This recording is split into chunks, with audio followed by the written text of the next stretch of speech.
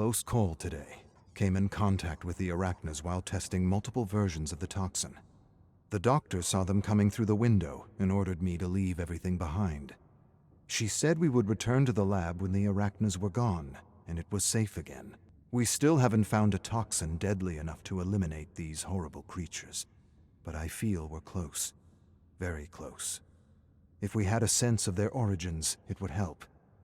As it stands, we still don't know where they came from or what they want. All we know is the attack started at the same time. What makes our investigation more challenging is the fact that their DNA is unlike anything we've ever encountered. It's as though they came from another place. Returned to the makeshift lab today and found dozens of people wrapped in silk hanging from the ceiling. Blood dripped in sticky pools right under them. I tried to look away as I grabbed the crate of toxins that we had left behind. But as I carried the crate into the corridor, I couldn't help but notice in the corner of my eye that one of those pods started to move. I forced myself to look and very quickly realized that these pods weren't filled with food, but with something else. It was clear that something was moving and growing inside the cocoon. Something was feeding off the dripping body parts that had been wrapped with it. The groaning creature inside the cocoon struggled to break free, and I instantly rushed out of the lab as fast as my trembling legs could take me. The last thing I wanted was to confront the latest arachna evolution. The arachnas mutate faster than we kill them, and finding the right toxin is our only chance at survival. Let's hope the doctor and I do so before it's too late. Dr. Morell and I worked tirelessly for 3 days and found a candidate for mass production. Toxin HJ7 killed 100% of arachna specimens in less than a minute. 1 dose, and the creatures disintegrated into a thick puddle of bubbling black tar, which very quickly evaporated into a poisonous mist that killed the other arachnas we held in captivity for our experiments. I think both the doctor and I were shocked and amazed at the result. While it is true that we might not know where these monsters came from, we now have a way to eliminate them. The doctor and I are currently looking for ways to get samples of the toxin to other survivors. The office worker turned cook volunteered, but Dr. Morell chose a few other unlikely candidates. She says it's because he has a track record of messing up his assignments. Personally, I think that's just an excuse, and the truth is, she'll miss his cooking. His pizza. Helps her remember better days before the invasion. Helps us all remember better days, I suppose. Chamber of Blood. The tale that follows. Constable Duncan J. Smith said thousands of dogs haunted him wherever he went, but no one else saw them. To get away from the dogs, he would hide in the crawl space underneath his cabin, or he would hide in the shed where he kept his snowmobile, or sometimes he would escape to the glaciers and hide in the ice caves, where he prayed for the howling and the yelping and the whimpering to stop. But the howling and the yelping and the whimpering never stopped, and no matter where he hid, the dogs always found him. The first day Duncan saw the dogs was the day he started questioning his job, or rather, it was the day he started questioning the law and what he was doing with the law.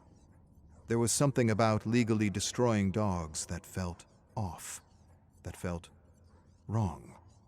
Something that tugged at his heart and wouldn't let go. Something telling him that he needed to get out of the cold, lonely Arctic archipelago before it was too late, if it wasn't already too late.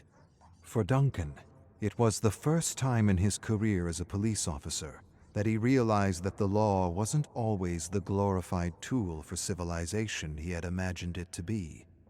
Sometimes the law was something else. Something blunt, something hard, something almost like a gavel of destruction or oppression, or perhaps both, destruction and oppression. Truth is, Duncan wasn't sure what he was thinking anymore. He was exhausted, and the dogs, well, the dogs just wouldn't leave him be, and all he wanted to do was return home and farm. He liked working on the farm. Things were simpler on the farm. But here, up north, things were more complicated, and Duncan couldn't help but think about the law. about the gavel. And the last thing Duncan wanted to do was wield that gavel against anyone. And yet, to his everlasting regret, he had used it against the dogs. And though he had done everything by the book, and though the law had said he had committed no crime, his heart continually testified to the opposite. To be sure, Duncan had led countless dogs to the bay, where he had shot them like vermin in front of their owners.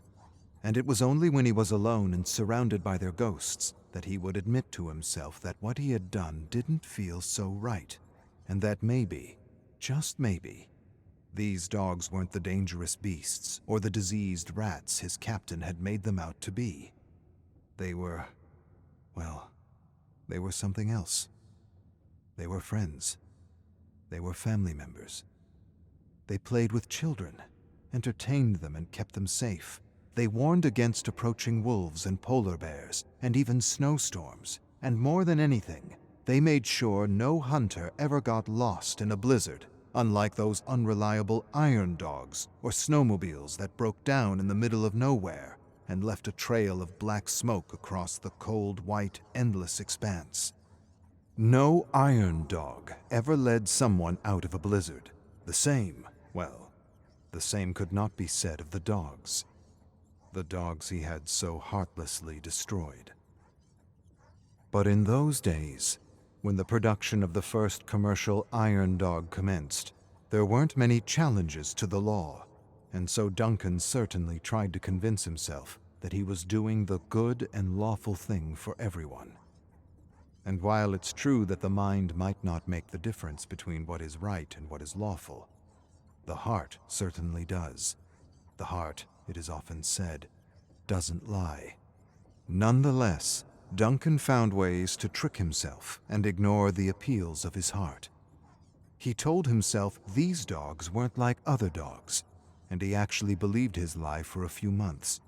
But as time wore on, he very quickly realized that these dogs were, well, like the dogs he had known back home. Knowing this made it harder and harder for him to fall asleep, and soon he started to hallucinate and see all the dogs he had shot. At first, it was just one. Then it was two. Then a dozen. Then a dozen became 100. And 100 became 1,000. 1,000 dead dogs howled and stared at Duncan every night, preventing him from sleeping, from dreaming, from thinking, preventing him from living the life he had once known. Everywhere Duncan went, there they were, the dogs, looking at him with those eyes, those pleading, confused eyes, wondering what they had done wrong, or how they had failed their family and friends to deserve such a cold and indifferent end. Truth is, Duncan couldn't escape those ghosts any more than a dog could escape its own tail. Wherever he went, there they were, following him, reminding him of all the lives he had disrupted and destroyed with that gavel. One evening, Duncan sat in bed, holding his aching head in his hands, staring at the decaying dogs sitting all around him. They watched him closely as he tried to fall asleep and howled or barked every time his eyelids began to slip. Trembling with fear and exhaustion, Duncan murmured he had done nothing wrong, and that he had acted in accordance with the law, and that they should just leave him alone. But the dogs wouldn't leave him alone. They just stared at him in silence with those eyes that reminded him of his own dog. Anguished, Duncan lurched from his bed, screaming at the dogs, telling them he needed to sleep and that he wasn't going to feel guilty for doing his damn job. He outright refused to apologize or feel guilty for doing what the law required him to do, what the law said he had to do. The dogs suddenly stirred anxiously about the cabin, with their heads down and tails between their legs. Duncan's screams grew louder and louder, and one by one, the dogs whimpered and whined for their lives like they had done when they had been destroyed. Then, just like that, They vanished into thin air, as though Duncan had finally scared them away. When Duncan realized the dogs were gone, he collapsed into his bed and prayed that they should finally leave him alone. He just wanted his life back, for the dogs had robbed him of his strength and freedom, and even his sense of identity as a morally upright officer of the law. That night a storm picked up and blew all around his small cabin. Feeling a chill seep through his bones, Duncan rose from the bed, and he made a small fire in the iron stove as he remembered his first and only dog, Buster, a plump, yellow Labrador retriever with a black snout. Smartest, kindest, and warmest dog he had ever known. To Duncan, Buster was more than just a dog. He was his guardian, his confidant, his best friend. He was the brother he never had. He caught rodents, guarded against coyotes, and drove cattle on the farm. His father used to say a good dog was worth 2 or 3 farmhands, and Buster was certainly worth 4. Thinking about it now, he was glad that no one ever used the law against Buster, or any other dog in his town for that matter. To be sure, Buster wasn't as big or strong as these Arctic dogs, but he was quite the hunter, and had once even saved him from a wolverine. But what Duncan remembered most was that Buster used to curl up in bed with him to calm his anxious heart and help him drift away to sleep. And now Duncan longed for nothing more than the undisturbed, soundless sleep of youth. And as he longed for sleep, the wind blew harder and fiercer through the cracks of his cabin. The fire flared, flickered, and snapped, casting violent shadows that seemed to tell stories. Duncan rubbed his eyes to make the hallucinations go away, but wherever he looked, the shadows took the form of officers and hunters shooting at confused and frightened dogs as a thick and unnatural black smoke began to fill the cabin. Duncan tried to pinch himself awake, but when he realized he wasn't asleep, he quickly shut his eyes and once again begged for the dogs to just leave him alone. He wanted one night of rest, just one night. His brain reeled with despair, and he began to hear the warped voice of his captain laughing at him, shouting at him, tormenting him, telling him the dogs were dangerous, aggressive, a definite blight on their future plans. Duncan felt madness clutching at the seams of his soul. He screamed that these were lies, all of them, and when he opened his eyes again, the black smoke was gone, and the shadows were once again meaningless shapes flickering about the cabin. But just as Duncan sighed his relief, he heard a sound. A gentle, scratching sound at the door. Then he heard a bark that sounded vaguely familiar. The bark came again, and it sounded like Buster. Duncan narrowed his gaze and cautiously approached the thick wooden door. The scratching stopped just as he placed his hand on the doorknob. He stood in silence for a long, tense moment. When the scratching came again, he quickly opened the door and caught a fleeting glimpse of yellow fur disappearing beyond thick sheets of falling snow. Exhausted and confused, Duncan rushed into the churning storm in his undergarments and slippers, yelling for Buster to wait for him. Then he stopped suddenly when he realized he was being irrational. His tired mind was playing tricks on him. Buster had been dead for over 20 years. He had been hit by a car. And for a fleeting moment, Duncan remembered holding his paw on the side of the road, calming him down as his life slowly seeped away. He had never cried so much in his life. There was no possible way Buster could still be with him. Covered in snow, Duncan told himself the solitude was getting to him and that he just needed one night of undisturbed sleep. He turned back toward the cabin, but as he turned, he realized he was lost. He couldn't see an inch in front of him in any direction. Cold and panic swept over him at once. He turned and turned as the wind howled and shrieked and whimpered. In the raging blizzard, he could only make out dogs. Ghostly dogs. Dead and decaying dogs, thousands of them, running around him, growling, howling, barking, confusing him. Duncan shouted for them to stop, and he tried to scare them off as he had done before, but the dogs grew faster and fiercer as though they were one with the storm. Duncan fell to his knees and felt the cold bite all over his trembling body. His face twisted in terror as each dog seemed to pounce out of the storm to take its turn chomping down on him with cold, indifferent teeth. He collapsed to his side in agony. A terrible numbness crept over him, not so much from the cold, but the memory of hurting all those poor dogs. He begged for them to stop, and then he did what he had never done before. He confessed his shame and begged for forgiveness. At once, the dogs froze and stared at him with eyes that seemed to look straight into his heart.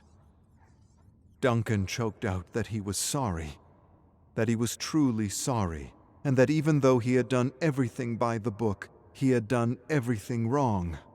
He had done them wrong, he had done their families wrong, and he had done himself wrong. And as he emptied his heart, he heard a familiar bark as Buster suddenly emerged from the ghostly pack and stood before him. The dogs looked at Buster, then Duncan, then Buster again. A wave of peace seemed to wash over them as they disappeared one by one, and left Duncan with his guardian, his friend, his brother.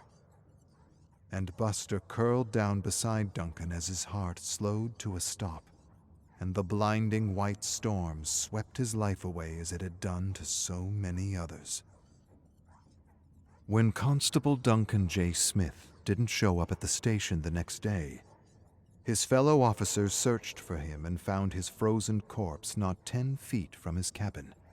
He was lying on his side with a peaceful expression on his face. One officer noticed that he had been running around in circles, while the others questioned why he had been foolish enough to leave his cabin in his undergarments in the middle of a snowstorm. The captain kneeled by Duncan's frozen black and blue face and sighed.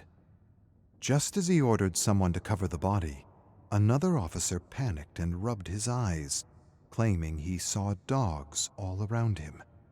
He stumbled back and screamed for the dogs to stay away from him. No one saw what he was seeing, and the captain told him to stop making jokes at Duncan's expense. But the frantic officer shrieked in terror and swore that the dogs were real and that they were following him. Some civilizations collapse because they discover knowledge they aren't mature enough to understand. Other civilizations collapse because of natural disasters, and yet other civilizations get a little push, a little nudge, over the cliff. I have studied the final days of countless worlds, been through the memories of so many survivors, and I can say that the entity doesn't just corrupt and consume a world. It somehow taps into our collective fears and has a little fun. From what I've observed, the entity seems to take its time cherry-picking souls from a buffet of misery while contemplating a perfect design of destruction as though an apocalypse was a kind of work of art, a kind of masterpiece. This, I realize, goes against everything I've learned about ancients back home, but I cannot deny that all the stories and memories I've been examining suggest a voluntary and not involuntary will to create and destroy on the part of this ancient. It's all speculation at this point, but the last realm that opened up in the basement allowed me to venture into Terra Arachna, where I witnessed the fall of a world to massive spider-like creatures, monsters that could have only come from the entity. Not wanting any of those monsters escaping into the tower, I quickly etched a symbol into the basement door to make the realm disappear. Then, just to be certain, I opened the door, and all that was left of the apocalypse was a small, empty room covered in dust. But as I examined the room, I thought I heard a kind of chittering sound in the corridors. I swallowed a growing lump in my throat and cautiously searched the tower to make sure nothing had escaped. I didn't find anything inside, but noises outside continued to disturb my sleep. And I'm sure I've seen things moving in the fog.